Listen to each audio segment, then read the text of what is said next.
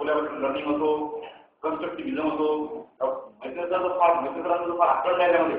त्यांनी आर्टिकल सुद्धा लिहिलेलं आहे, ते मागच्या वर्षी आम्ही वाचलं.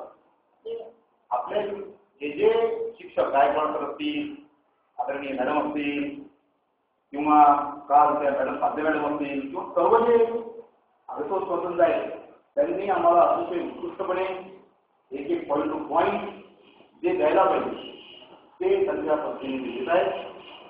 आणि विदर्भाची 70-80% त्याची उपलब्धी वी गॉट अचिव्हमेंट आणि वेगवेगळी शब्दांत म्हणतात ते खरं आहे. आणि याही पुढे आणखी हे ते देतात. थोडासा प्रश्न असा आहे की पीपीटी जे व्हायला पाहिजे तर ते इलेक्ट्रिसिटीच्या हवामुळं किंवा आणखी काही टेक्निकल प्रॉब्लेम्समुळं ते होत नाही. पीपीटी जर झालं असतं तर अजून बऱ्यापैकी जर मजा आली होती. जरी पीपीटी त्यांनी घेतलं नसेल, जरी पीपीटी समजा इलेक्ट्रिसिटीमुळे अडून आली तरी सुद्धा त्यांनी ब्लॅकबोर्डवरती दिलेलं आहे, दॅट इज सफिशियंट. पुस्तकातून आपण नोट घेत आहोत, दॅट इज सफिशियंट. म्हणून मला असं वाटतं की जे जे या ठिकाणी मिळत आहे आणि टाईम बाउंड प्रोग्राम आहे. आम्ही जर सकाळी बरोबर 10:30 इथं आलो आणि maximum participants were present at 10 AM आणि पुष्कळ पार्टिसिपंट 10ला उपस्थित आहे तर 10-15 मिनिट गोष्ट होते, तर 10-15 मिनिट उशीर होतो. परंतु 10 ते 5 या ठिकाणी अतिशय उत्तम काम चालू आहे. त्यानंतर जेवणाची व्यवस्था करायला पाहिजे होती ती अतिशय उत्तम आहे.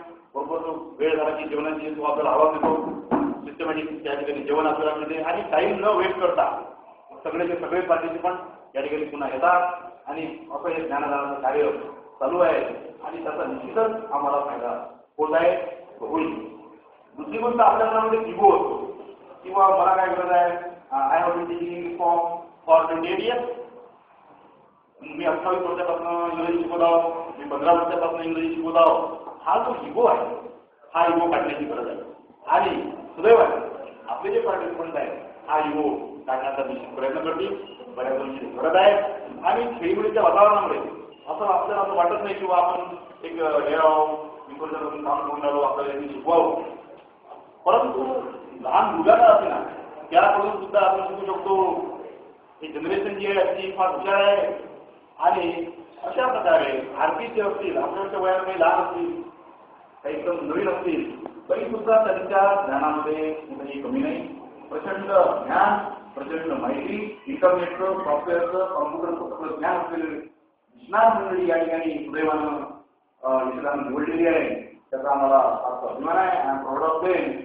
आणि एवढंच बोलेल की जे पार्टिसिपंट आहेत आम्ही सगळ्या स्वतः जर आपण प्रदर्शन केलं, त्यांचं मनोरंजन ऐकलं आणि त्याचं जर इम्प्लिमेंटेशन आहे ते घरी जाऊन किंवा शाळेत जाऊन आपल्या विद्यार्थ्यांवरती जर केलं तर त्याचा निश्चित फायदा होईल. आणि I sir I will implement in our school. Thank you very much. अजून कुणी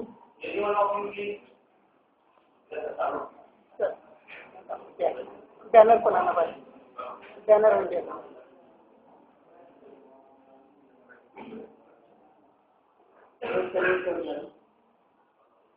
आदरणीय आपले पवार साहेब आणि आपले मदत करतो त्याला बोलतो. आपले गायकवाड सर आपण मानधन घेतो त्याला बोलू. मास्टर सर, तर आपल्याला या ठिकाणी त्यांनी जर दिलेलं जे काही ज्ञान आहे या ज्ञानाचा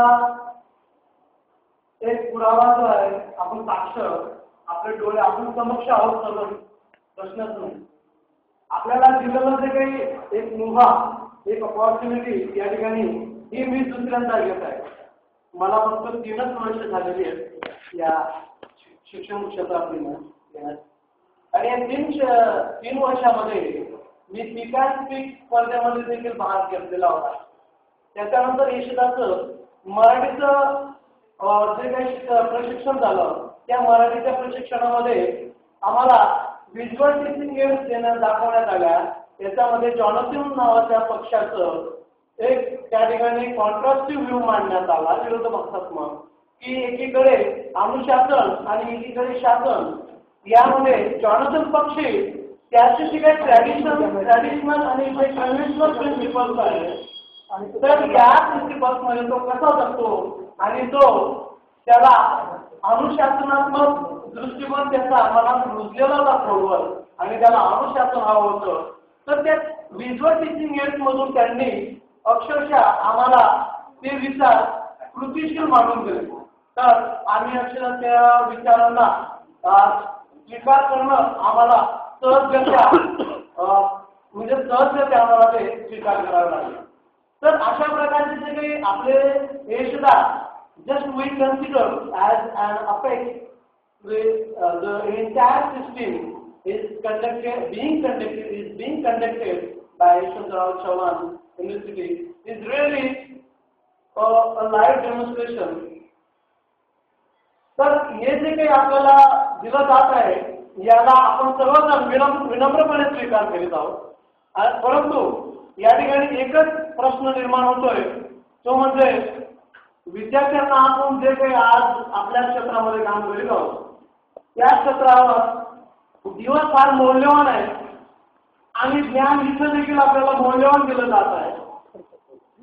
तर फक्त माझी विनंती पवारसाहेबांना एकच आहे की त्यांनी थोडंसं त्यांच्या शेड्यूल अलॉटमेंट मध्ये चेंजेस आणून थोडंसं radical they need to bring some radical changes in their schedule allotment. I urgently request them की फक्त आम्हाला जे काही जून आणि जुलैचं जे काही सुरुवातीचा पिरियड आहे त्यामध्ये मुलांचे विद्यार्थ्यांचे जे काही उपस्थिती असते ती फारच कमी असते रेअरली. तर त्यावेळेस जर आपण या प्रशिक्षणाचं आयोजन केलं तर खूपच चांगलं होईल आणि आनंददायक वातावरण राहील आणि आम्ही खूपच आनंदाने हे प्रशिक्षणाचा अनुभव घेऊ. या व्यतिरिक्त आम्हाला आणखी काय हवं. बस एवढेच शब्द या ठिकाणी मी विराम देतो माझ्या शब्दांना. लेडीज मधून कोणी या मॅडम या.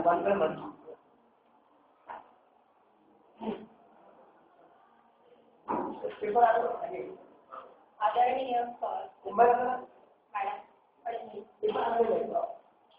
या प्रशिक्षणाच्या संदर्भात खास करून सांगायचंय कारण मी शिक्षण क्षेत्रामध्ये 21 वर्ष पूर्ण झाले आणि अनेक प्रशिक्षण घेतली. पण जी याआधी अनेक प्रशिक्षण घेतली आणि यशदाचे प्रशिक्षण यामध्ये खूप फरक मला जाणवला. कारण आपल्या भाषेमध्ये सांगायचं स्पष्ट सांगायचं म्हटलं तर इतर प्रशिक्षण ही अशी टाइमपास प्रशिक्षण वाटली. परंतु यशदामध्ये खरोखरच जे ज्ञान मिळायला पाहिजे ते अगदी वेळेचा काटेकोरपणे एक एक क्षणाचा असा सदुपयोग या ठिकाणी होत आहे आणि जे उपयोगी ज्ञान पाहिजे ते या ठिकाणी मिळत आहे. जेणेकरून या ज्ञानाचा उपयोग शाळेमध्ये आम्हाला आमच्या विद्यार्थ्यांमध्ये निश्चितच करता येईल. इथे जे ऍक्टिव्हिटी बेस्ड किंवा चिल्ड्रन बेस्ड जे न्यू टीचिंग मेथड आहे याचा उपयोग कसा करायचा हे या ठिकाणी आम्हाला चांगल्या पद्धतीने सांगितलं जात आहे. त्याबद्दल यशदाचा ट्रेनिंग करून really Yashada open the window. Thank you.